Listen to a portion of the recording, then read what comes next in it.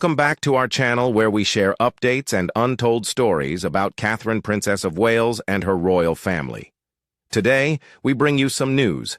Camilla shocked over Duchess Sophie's rising role to support. Catherine in William's huge plan.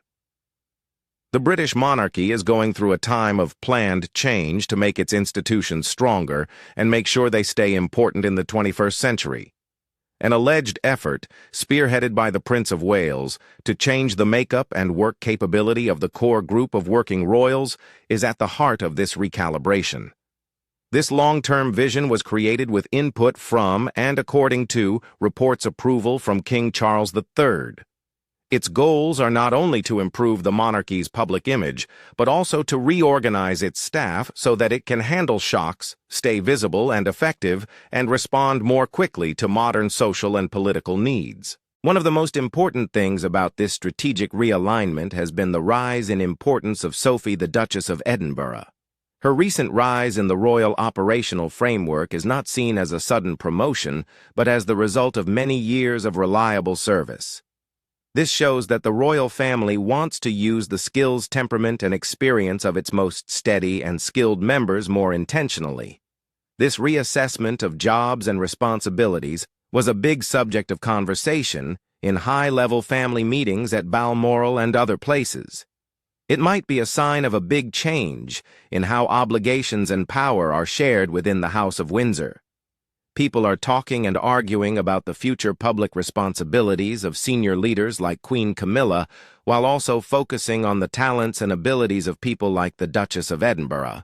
People have said that Prince William's approach is not a rejection of his father's long-stated goal of a smaller, more streamlined monarchy, but rather a practical response to a number of unexpected and difficult situations. Some of these situations include the Duke and Duchess of Sussex leaving their jobs as senior working royals in 2020, Prince Andrew stepping down from public responsibilities, and both the King and the Princess of Wales having major health problems in early 2024. These events momentarily reduced the number of experienced royals who could interact with the public and showed that a model that was meant to be lean had certain flaws. To carefully consider this proposed restructuring, we need to look at a few things that are all connected, the strategic reasons behind Prince William's thinking, the specific traits and record of Sophie, the Duchess of Edinburgh, that have made her more visible and responsible, the nature of her relationships with senior family members, especially the Prince and Princess of Wales, and what this change will mean for the future operations of the monarchy, its public engagements, and its symbolic standing in the UK and the Commonwealth. This research will sequentially build on these components, aiming to elucidate how a contemporary constitutional monarchy may reorganize its human capital to harmonize adherence to tradition with adaptability to contemporary demands.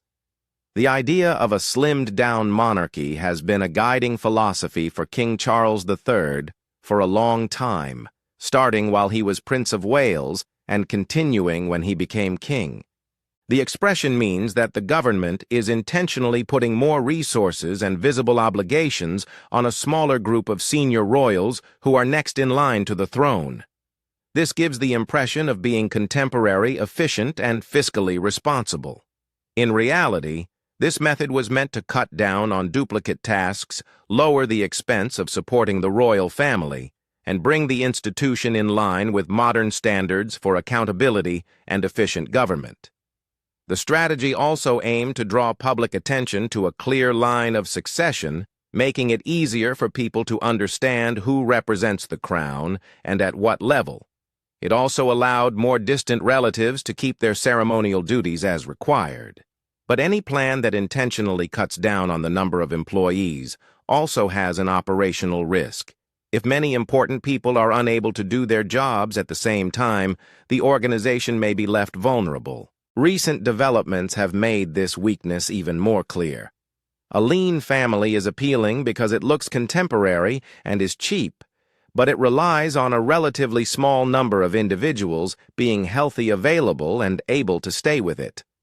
When sickness, retirement, or a planned step back happen at the same time, the institution may not be able to satisfy its commitments, which might include anything from local patronage visits to big state events and international participation.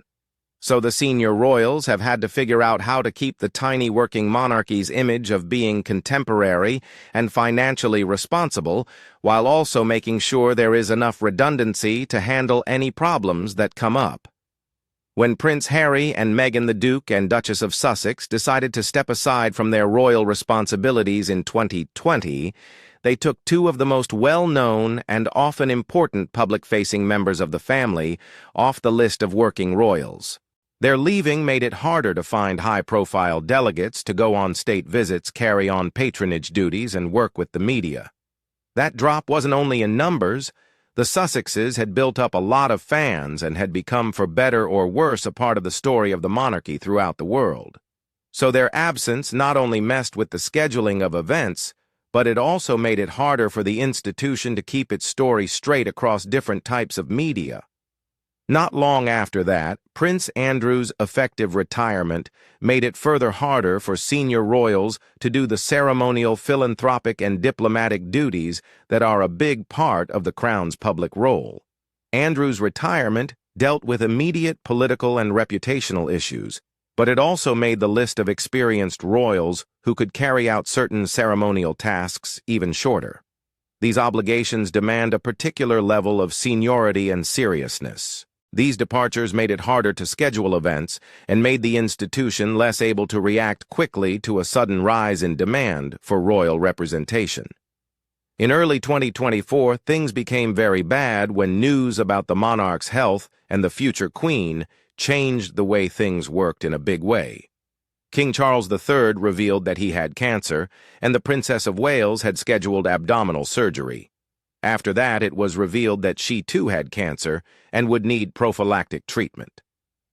For a constitutional institution that has a lot of public duties every day, like a calendar of patronage visits, working with NGOs, supporting charitable causes, and ceremonial duties, it was very hard for both the monarch and the heir apparent to temporarily leave public life at the same time. To keep the monarchy's public presence and make sure that representation continues throughout the UK and the Commonwealth, it was necessary to quickly and effectively move duties around. According to reports, Prince William's thoughts have changed in ways that go beyond the initial goal of cutting down on the number of working royals in reaction to these challenges. His method doesn't seem to be about going back to a bigger household in a basic numerical sense. Instead, it seems to be about building a new sort of organizational strength, a core team that is strong and adaptable enough to handle unexpected absences and show stability and continuity in times of crisis. People on the inside have used phrases like new operational royal army to describe this focus on training trust, adaptability, and helping each other. The main goal is to keep a slim public image while developing extra skills and capabilities in a tightly coordinated core of senior royals. With this concept, jobs would be assigned more carefully based on each person's skills and experiences. This would keep the monarchy successful without needing a large number of full-time royals. As far as operations go, this recalibration means that we need to systematically reevaluate who is most suited to do certain tasks. Patronages, formal relationships between members of the royal family and charities, professional groups, or advocacy groups would be looked at again, and if necessary, given to other people to make sure that high-level representation is always present. Ceremonial and public duties would be planned so that not too many people are overworked, and organizations that depend on royal patronage for exposure and assistance would be able to keep going. A communications plan is an important part of this endeavor. Consistent messages, coordinated public appearances, and a clear division of who will speak for the Crown on certain matters all help to create a feeling of institutional coherence. The objective is to find a balance between the requirement for public accountability and economic prudence, and the practical necessity for a strong, responsive public presence. To make this shift, things need to alter behind the scenes as well. There are a lot of different people that work for the royal household, including private secretaries, press officers, scheduling teams, security personnel, and ceremonial servants. Building redundancy in human resources goes beyond who does public-facing work. It also means cross-training employees, making sure everyone knows who is in charge, and making sure there are backup plans for estate management, official mail, and foreign diplomacy. For instance, if a senior royal unexpectedly can't make it to an event, their staff has to be ready to brief another royal who will take their place. Communications teams also need to be good at putting together logical stories that show a coordinated strategy instead of the random switching that might confuse the audience. The idea of an operational royal army includes both the visible redeployment of royals and the less apparent changes to management and logistics that need to be made to make that redeployment possible. Sophie, the Duchess of Edinburgh, has become an important part of this strategic plan. Her promotion to increased duties is better appreciated as the product of more than 20 years of consistent, dependable service, rather than as a surprise or symbolic gesture. Her career path is interesting. Before she married Prince Edward in 1999, she worked in public relations. This experience has shaped how she has dealt with the media communications and public engagement since then. After a time of transition, in which she tried to balance her old career life with the obligations of being married in the public spotlight, she and her husband began working full-time as royals in 2002. Since then, the Duchess has worked hard to become known as one of the family's most reliable and hard-working members. Many people say that the Duchess's strong friendship with the late Queen Elizabeth II was a big part of how she fit in with the family. Contemporary accounts indicate that the late Queen viewed Sophie as a trusted confidant and a stabilizing domestic figure. Colleagues and observers have characterized their relationship as one of affection and confidence, resembling familial bonds with the late monarch, frequently treating Sophie as if she were a second daughter. Because the Duchess was so close to the Queen in person, she was able to learn about the rhythms and requirements of royal service and appreciate the calm dignity that the late Queen showed throughout her reign. This kind of attitude has helped the Duchess shape her own approach to public life, which is calm, steady, and focused on real involvement instead of flashy actions that get a lot of attention. It's said that senior members of the royal family, such as Prince William and Princess Anne, the Princess Royal, are very supportive of the Duchess's new post. They seem to appreciate her professionalism, her ability to keep things private, and her ability to connect with a wide range of people. Her public relations background appears to have given her a certain way with words that lets her show empathy and handle sensitive or political situations without taking away from the importance of the organization she represents. These skills have been mentioned several times in public comments as things that set her apart and make her a good fit for taking on more duties while yet maintaining the dignity of the institution. The specifics of Sophie's obligations further highlight why she has been given more authority. Her portfolio of patronages and advocacy activity shows that she is still interested in important social concerns. She is a global ambassador for the International Agency for the Prevention of Blindness, working to raise awareness about vision health and ways to prevent avoidable blindness. This job has required a lot of travel and a lot of time spent on health systems and advocacy networks. Her work on the United Kingdom's Women, Peace and Security agenda has also made her a strong opponent of using sexual assault in war. This is a topic that needs both moral clarity and the ability to deal with complicated, sometimes painful policy and humanitarian issues. These jobs aren't just for show. They need expertise, a long-term commitment, and the ability to connect with survivors, experts, and advocacy groups in a meaningful way. Other things in her portfolio, including working with disability organizations, supporting children's hospices, and regional development projects, show that she is interested in a wide range of things and is eager to become involved at the operational level. The Duchess has been to several seminars, conducted roundtables, and taken part in research activities. This shows that she is interested in more than just surface-level support. This way of working together has created lasting linkages between the Crown and specialized groups. It has also taught Sophie about policy discussions, financing methods, and the real-world problems that charities confront. There are obvious practical benefits to this kind of experience. When called to fill in for another senior royal, she can lend credibility and stability to organizations that may otherwise be worried about losing a patron. It's also interesting that Sophie's interests are in line with those of the Prince and Princess of Wales. The Duke and Duchess of Wales have focused their public work on things like mental health, early childhood development, and taking care of the environment. Sophie's work on social justice, public health, and gender-based violence in war zones adds to and builds on this agenda. It creates a clear set of issues that senior working royals can work on together, each contributing their own skills and focus. This ideological synergy fosters a team-based approach to royal labor where everyone works together to share and coordinate their duties in order to have the most effect and keep things going. A practical example of this cooperation is the planned redistribution of patronages and engagements. In the last several months, official documents and schedule patterns have shown that the Duchess of Edinburgh has taken on duties and formal functions that were formerly the responsibility of other senior royals, including those that were directly linked to Queen Camilla.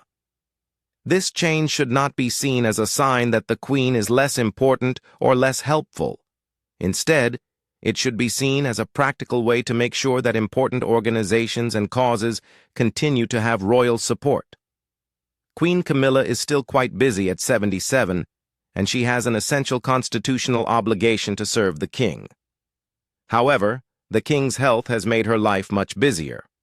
The Queen can focus on her main constitutional and charitable duties, like promoting literacy programs and supporting services for victims of domestic abuse, by giving the Duchess of Edinburgh specific tasks. These are areas where she has built strong relationships and a personal commitment over time. At the same time, the transfer of other patronages makes sure that a wide variety of civic organizations and charities always get royal attention. For organizations, the visible presence of a senior royal is important for more than just getting public attention. It is also important for collecting money, getting access to policies, and boosting volunteer morale. A well-thought-out change in patronage may keep institutional momentum and public trust going. The allocation of responsibilities has been conducted with consideration to individual competencies. Sophie is a great choice to represent the crown in places where personal warmth and emotional intelligence are important, such as hospitals, welfare organizations, and survivor advocacy groups. She has shown that she can manage difficult situations with sensitivity and understanding. Her record shows that she can talk calmly and honestly, which makes her presence more comforting than dramatic. This means that instead of assigning duties based on rank and strict rules, jobs are instead assigned based on demonstrated competence and availability. The purpose of this methodology is to make sure that royal advocacy stays effective and high quality by aligning issues with people who will best serve them. The Duchess is also important because of her friendship with the Princess of Wales. People have said that the personal and professional relationship between the two ladies is a source of strength for both of them. The Duchess has been in the family longer than the Princess of Wales, more than 10 years, and entered the royal family 12 years before the Princess of Wales. This makes her a discreet source of advice and guidance. This isn't the type of mentoring that gets in the way of the public. It's more like informal help-shared experiences and a sympathetic awareness of the unique stresses that come with getting married. That relationship dynamic becomes much more important in the first half of 2024. The Duchess of Edinburgh was said to have been a steadying influence on the Princess of Wales while she had major surgery and then started prophylactic chemotherapy. Reports say that Sophie helped the family emotionally and practically by taking over some of the princess's public obligations when she couldn't keep up with her normal routine. The Prince of Wales has allegedly thanked his aunt for always being there for him, knowing that being able to count on trusted family members during medical emergencies is not only a question of convenience, but also of organizational need. In private, the Duchess's experience dealing with the media and raising her own family has made her able to provide good advice. In public, her willingness to take on more work has helped the Crown stay involved with civil society.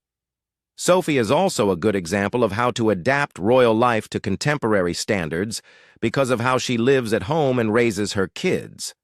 She and her husband, Prince Edward, have been praised for parenting their kids, Lady Louise Windsor and James Earl of Wessex, with a focus on privacy, normality, and personal responsibility. When they were married, they decided that their offspring would be called by the family's earldom instead of by royal titles or the HRH style. Some others thought that option was smart, since it would offer the kids more freedom to create their own personalities and avoid the inevitable public and ceremonial demands that come with higher titles. This kind of parenting teaches the institution a bigger lesson. It's possible to teach kids a feeling of responsibility and an appreciation of their history without forcing them to live a very public life from a young age. As a result, Lady Louise and James have chosen to pursue educations and life paths that value success and independence above inherited wealth. For example, Lady Louise has shown up at public memorials and events in ways that signal she is willing to do her public obligations in a measured manner rather than expecting to be seen all the time. These early choices about how to raise children help the monarchy stay flexible in the long run by creating a generation that may select several types of public service, from full-time royal responsibilities to more private ways to assist the crown. For an organization that cares about long-term service and public trust, it's strategically important for the royal family to make these kinds of decisions. People in the royal family and critics also see the Duchess of Edinburgh as a peacemaker, someone whose personality makes her good at making peace and settling disagreements quietly. Recent reports have identified her as someone who has tried to improve communication and bring families together during times of stress, such as when the Duke and Duchess of Sussex were having problems. People often say that her calm demeanor and unwillingness to get into trouble are good things in a place where personal relationships are under a lot of public scrutiny and where little problems can rapidly become huge spectacles. People who see her say that gestures of politeness, like how she interacts with family members in a calm manner at times of public grief or celebration, may have symbolic meaning since they aren't obviously manufactured, but come from a desire to make peace. This conciliatory position also applies to her responsibilities while she appears in public. In charitable settings and situations that need negotiation between opposing interests, the Duchess has shown that she can listen, validate multiple points of view, and show support without taking away from the work of the organizations she supports. Her simple manner may help stakeholders feel better about royal engagement by showing that it is really helpful and not just ceremonial. In a time when the monarchy's symbolic capital has to be carefully protected and public trust is very crucial, having the ability to quietly influence and stay stable is even more critical. Commentators and royal historians have been paying close attention to these changes, and their evaluations offer further insight into the strategic repositioning. Dr. Anna Whitelock, a well-known historian of the monarchy, has said that the Duchess has a consistent ability to handle the practical and emotional challenges of royal duties with grace and skill. Some people see her higher rank as a formal recognition of her long-standing contributions. Richard Fitzwilliams, a seasoned royal analyst, has also noted her reputation as a safe pair of hands, a term that means she is dependable, discreet, and able to take on new tasks as things change. These expert evaluations don't just make someone feel good, they show how much significance the institution places on specific personal traits like prudence, firmness, and diplomatic skill, because it is both a family and a public office. In addition to these praises, there are practical concerns and probable criticisms of an operational model that puts a lot of responsibility on a small but heavily utilized inner circle. Critics warn that depending too much on a small number of people, no matter how skilled they are, might cause its own form of bottleneck. If these people suddenly become unavailable, it could reveal weaknesses anew. There is also a democratic and symbolic argument that a monarchy should have a visible and responsible relationship to a wide range of people. If it seems like power is concentrated in a small group, it might make people think that the monarchy is elitist or detached. To deal with this tension, you need to be open about why certain people are chosen for certain jobs. You also need to make sure that more family members can contribute in ways that are meaningful and visible to the public without having to make the official household bigger or more expensive. The repositioning of senior royals like the Duchess of Edinburgh is part of a bigger plan to make sure the monarchy will still be important in the future. The main problem is how to balance two conflicting needs: the desire to honor a deep historical tradition and the need to change to meet new societal expectations regarding openness, representativeness, and how to spend public resources wisely. The new approach seems to stress communal leadership, where responsibilities are shared among a strong and supportive team instead of being divided up into a strict hierarchy. This approach selects senior members for specialized responsibilities based on their skills and dedication. This creates internal redundancy and makes it simpler for the institution to handle shocks, whether they are health-related, political, or personal. There are many different effects that this kind of approach might have. For the public, it may provide a more solid and consistent representation of the crown. For charities and civic organizations, it can guarantee ongoing involvement. And for the family itself, it can mitigate the danger of overwhelming a limited number of members. A strong operational structure is built on carefully moving about patronages, aligning responsibilities to skills, and building an inner circle of trust and support. This technique may also show the world, especially the Commonwealth, that there is a planned and orderly way to choose a new leader and represent the people that respects constitutional traditions while also meeting modern needs.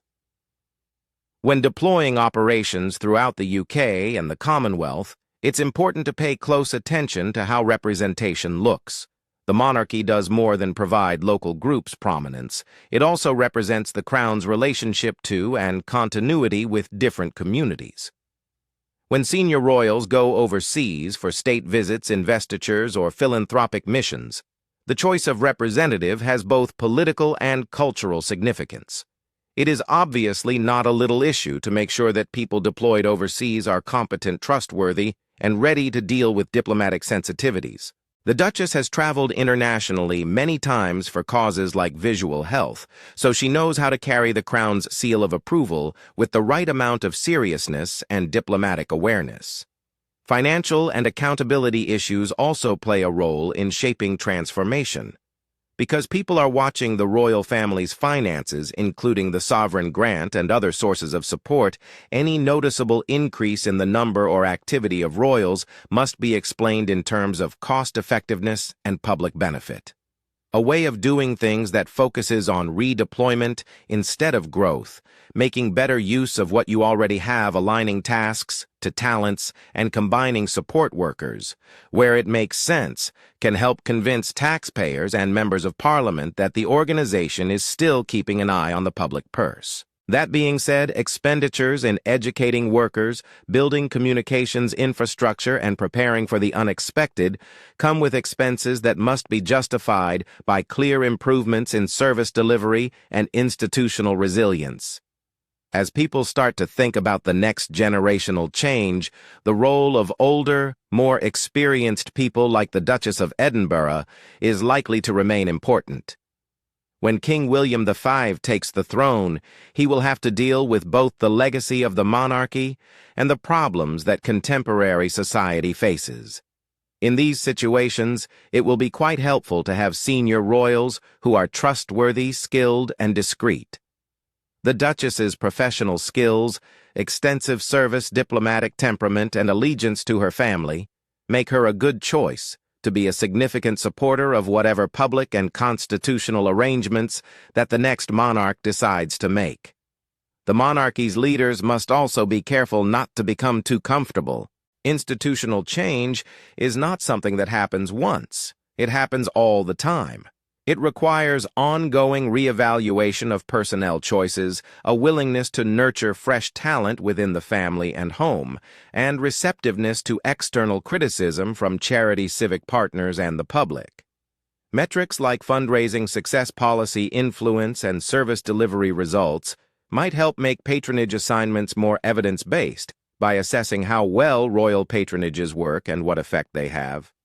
Also, regular checks on how well the monarchy engages with the public and how well its people can do their jobs will help make sure that it can adapt to changing social norms and new technologies. Furthermore, public opinion will be crucial. The monarchy's legitimacy mostly depends on its capacity to garner widespread public support, to be seen as acting in the national interest, and to represent nonpartisan continuity. A small, skilled inner circle like the Duchess of Edinburgh may make such attributes stronger, provided there is openness about why they were chosen and clear evidence of public worth. On the other hand, secrecy, apparent favoritism, or the promotion of royals who haven't shown they can do their jobs well might make the changes less stable. If these changes are handled carefully and together, they could help the monarchy stay connected to the people and the Commonwealth for many years to come. This would make the crown both a symbol of historical continuity and an institution that can do important work in the present. The Duchess's steady rise is less about ceremonial reallocation and more about her proven competence and trustworthiness. Her expanded role shows the kinds of qualities reliability, good communication skills, substantive charitable engagement, and a conciliatory temperament that the modern monarchy values more and more as it goes through a time of change and challenge. In short, the British monarchy's current phase of strategic recalibration is a careful attempt to balance a long-term commitment to a simplified public image with the requirement for operational robustness. Prince William's concept, which he came up with after talking to the King and Putin to action, by promoting people like Sophie, the Duchess of Edinburgh, is to create a small but flexible public team. That team is supposed to be able to keep the crown in the public eye, address the needs of civil society, and deal with emergencies without losing the dignity and continuity that make the institution valid. There are still hazards, the biggest of which is that a few people may become too important, but the overall approach shows that an organization is learning how to maintain continuity via collaboration competency and careful management of its most trusted employees. If done carefully, these changes might help the monarchy stay important in public life. It should not be seen as a static relic, but as a living constitutional and philanthropic institution that has been fashioned by experience, humility, and a practical dedication to serving the public. Thank you for watching the video. Please let us know your thoughts, and goodbye for now.